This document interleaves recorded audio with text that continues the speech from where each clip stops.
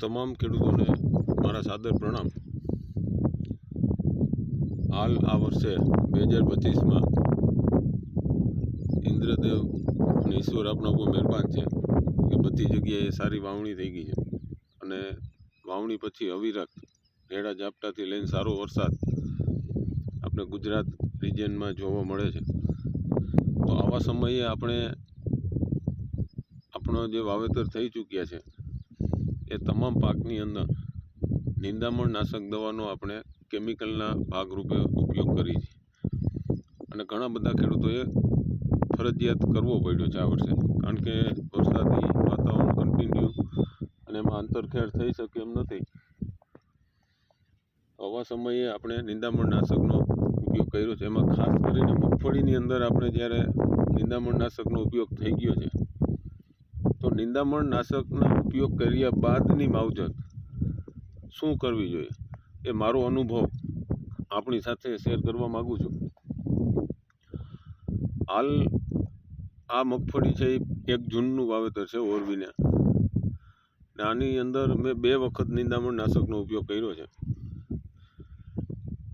તો નિંદામણ નાશકનો ઉપયોગ કર્યા પછી જ્યારે કોઈ પાક છે એ સ્ટ્રેસમાં જતો હોય છે, કારણ કે સૂર્યપ્રકાશની ગેરહાજરી હોય, બાદમાં આપણે નિંદામણ નાશક કેમિકલનો ઉપયોગ કર્યો હોય તો આપણે પાનની અંદર ડાઘ થવા, પછી મગફળીનો પાક છે એ બ્રેક લાગી જવો, આવા ઘણા પ્રશ્ન, ને પાનની સાઇઝ છે એ નાની થઈ જવી, આવા પ્રશ્નો આપણી સામે જોવા મળતા હોય છે।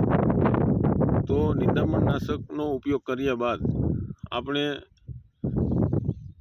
છોડની ઇમ્યુનિટી પાછી હતી એવી થઈ જાય એના માટેના પગલાં ભરવા જોઈએ। તો ઘણા બધા ખેડૂતો નિંદામણ નાશકનો ઉપયોગ કર્યા બાદ આપણે NPK અને માઇક્રોન્યુટ્રનનો સ્પ્રે કરતા હોય છે। તો એવી જ રીતે રીએગ્રી દ્વારા 2 પ્રોડક્ટ આવે છે એની, મેં આ મગફળીની અંદર એનો સ્પ્રે નિંદામણ નાશકનો કર્યા બાદ કર્યો છે, એનો કલર અને આપ જોઈ શકો છો।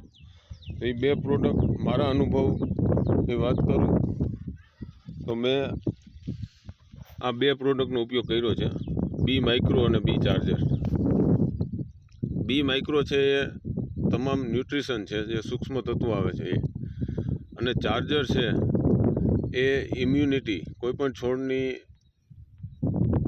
પ્રકાશન લેસનની ક્રિયા એટલે ઉપરથી મૂળ સુધી ખોરાક આપતું હોય, અને એક નળી છે એ મૂળથી પાન સુધી ખોરાક આપતી હોય। આ બંને નળી જો વ્યવસ્થિત અને સારી હોય તો છોડ તંદુરસ્ત અને પાક સારો આપણે ખેતરની અંદર લહેરાતો હોય છે। એમાં બી ચાર્જરનું કામ એવું છે કે એ છોડની ઇમ્યુનિટી બનાવી રાખે।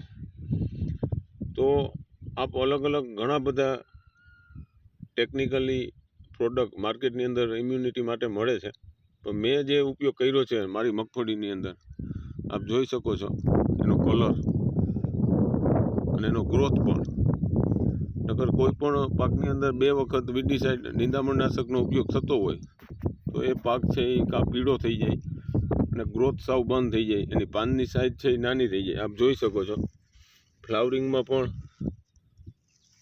સારું છે।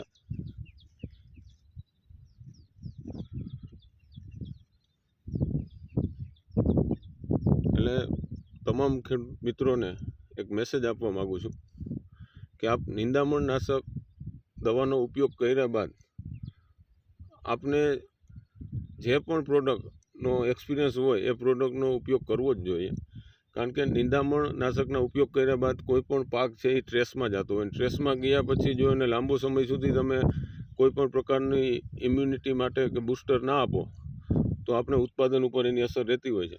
એટલે મેં મારા અનુભવ પ્રમાણે આ 2 પ્રોડક્ટનો ઉપયોગ કર્યો છે। આજે 7 દિવસ થઈ ગયા છે આની અંદર મેં એનો સ્પ્રે કર્યો એનો, અને આજે એનું રિઝલ્ટ આંખ સમક્ષ દેખાઈ આવે છે।